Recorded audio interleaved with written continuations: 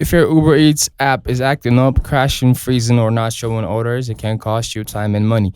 But before you panic or contact support, there are a few quick fixes that can get you back. First, try force closing the app and reopening it. It sounds simple, but this really clears temporary bugs and refreshes your connection to Uber servers. Still not working? Restart your phone. That alone fixes 90% of temporary app glitches for most drivers. Next, make sure you're running the latest version of the Uber Driver app. Go to the App Store or Google Play and check for updates. Uber regularly releases patches that fix bugs, so if you're behind, the app might not function properly. If that doesn't help, clear the cache or app data from your settings. On Android, go to Settings, Apps, Uber Driver, then Storage, and hit Clear Cache. For iPhones, uninstalling and reinstalling the app can do the trick. Also, check your internet connection, switching between Wi Fi and mobile data to see if one performs better.